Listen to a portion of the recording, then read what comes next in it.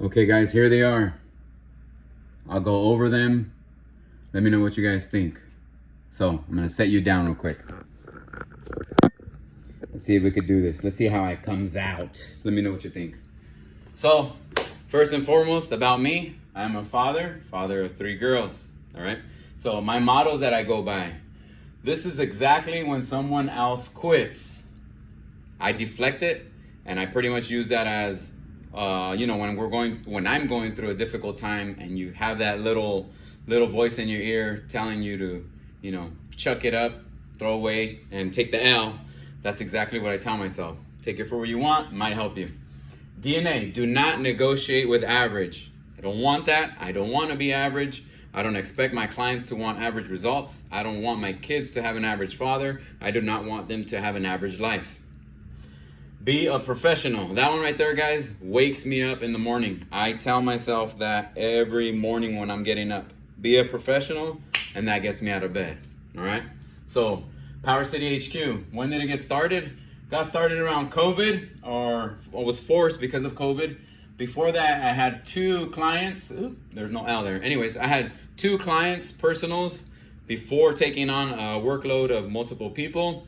Now, the thing with that is I did not want to be a group trainer. I did not want to be a group trainer because I felt there was a lack of meaningful change for others. It was not to the, how do I say this?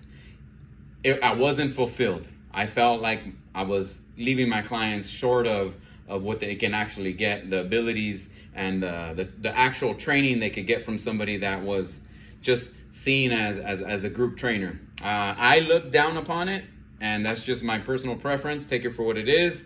And I was that person. I looked down upon myself. All right. So inspired. What inspired the change? I was inspired because I wanted to be the change. Be the change. What I mean by that is I wanted to be the change for my family, starting from my friends, my relatives. I wanted to be the change. I wanted to be that, hey, you know what? He can change for the better. I can do it. He lives freely. He's able to, say he's going to do things, and he's going to accomplish them with his body, right? That's what I was thinking of at that time. Now, my kids, what and how they think of me. So what they're thinking of daddy about and how they think about me. The reason why I go with that is because what I think of when I'm thinking about my dad growing up. And we all have those things where you wish you could have got certain things, and no harm on my father, great father. I don't take anything away, but we're all different people, and we come from, I would say different walks of life, because my parents, both of them, they gave me a lot. They were able to provide with everything that I needed. And to be honest, it's more along the lines of trying to cover the gaps on the things that I was missing, things that I desired, things that I wish I could have had. But sometimes as a kid, and I don't know if you guys did that, you would hold back on saying certain things, like wanting to have certain things, because you see your parents already struggling, or you hear the fights that your parents are having, or whatever it is, so you kind of stay out of it, and you just don't want to add more to it, depending on what age you're at, right? So that was the inspiration. And the most rewarding thing about being a trainer for myself is the abilities that one gains from being with me, under my supervision, under my guidance. The ability to be able to get up and move freely, that goes a very long way.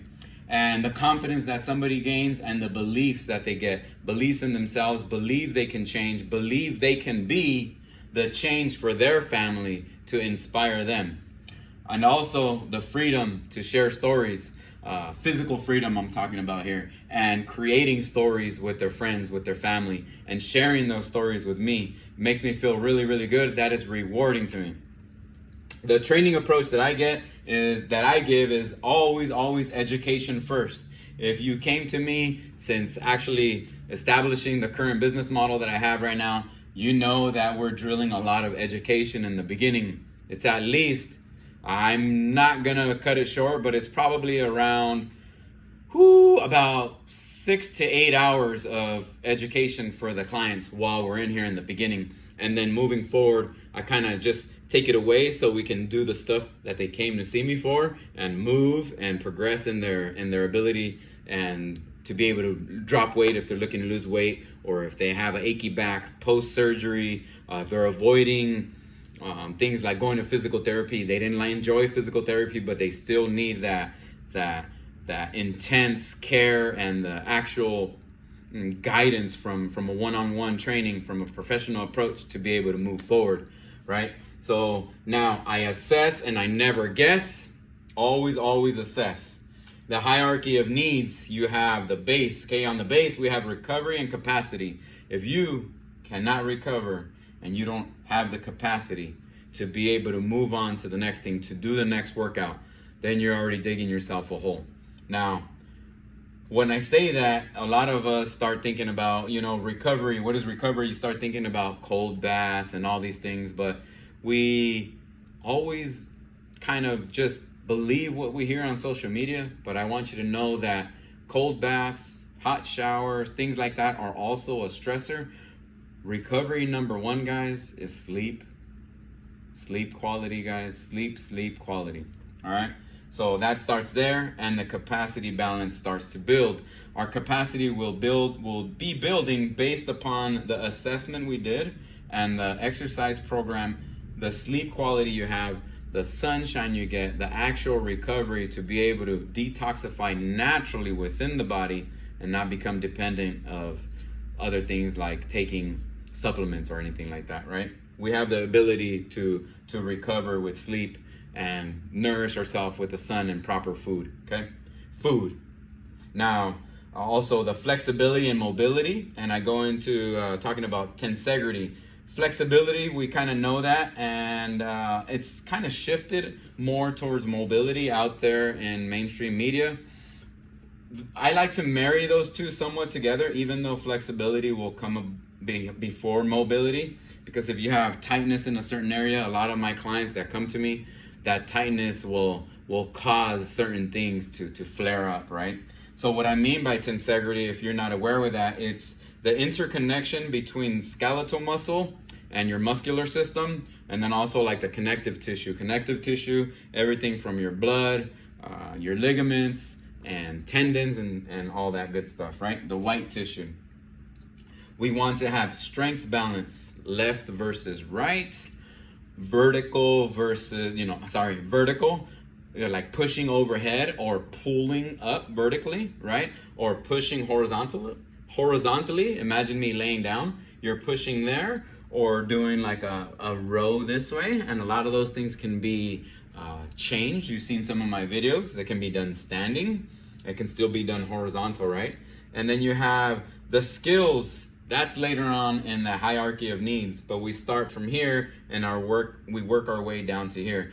Skills to be able to, let's say if you've seen some of my videos where you jump and propel your body and rotate and land properly, to not be able to, I should rephrase that, but not fall over or damage your back or cause any more harm than good, then those are the skills we want to attain. You have certain clients that would want to come to me with, like let's say somebody that plays a sport. Those people are obviously gonna come a little bit lower down this way as far as being able to go into like a strength balance and part of the skills program.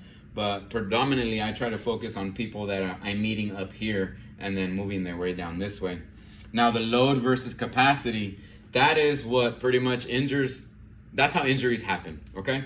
Now, we have anatomical dysfunctions. Those are things that we are born with, or injuries. Let's say you're born with a rotated wrist or a hip that's externally rotated more than the opposite. Then those are things that I need to assess again. Where's it at? Back here. We need to assess and program according to that person. And that's where I was falling back over here, not wanting to be able to do that because of lack of meaningful change. I'm not able to help that one person deeply because we're trying to, be there for the group. And to be honest, there's people that can take that model and they can be successful. But for me, I wanted to help people individually. So another thing, going down into the load versus capacity, your sleep, your diet, and stress. This is something that we can improve. We have control over all those things. Your sleep, nighttime routine. What time do you go to sleep versus what time your alarm is set up? We set it up for our kids, and I'm guilty of that. We have a bedtime for them, but we take it away from us because we want our me time. But you know, I've been a fault of scrolling about 30 to 40 minutes on social media daily, when I could have taken that 30 to 40 minutes for my me time. And some of us will say, hey, that's possibly that person's me time.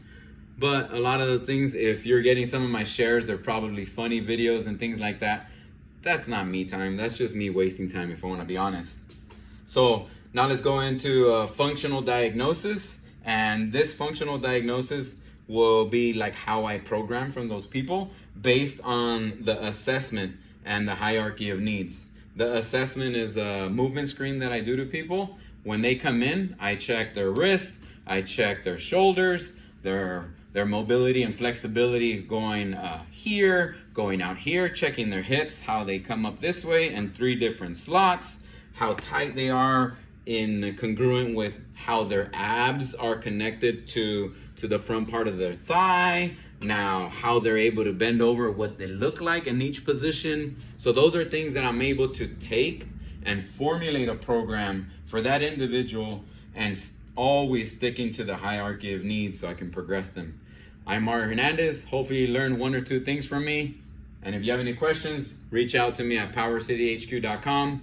Hit me on the Instagram, DM, whatever you want, whatever's easier for you. All right, we'll see you soon. Enjoy and take care.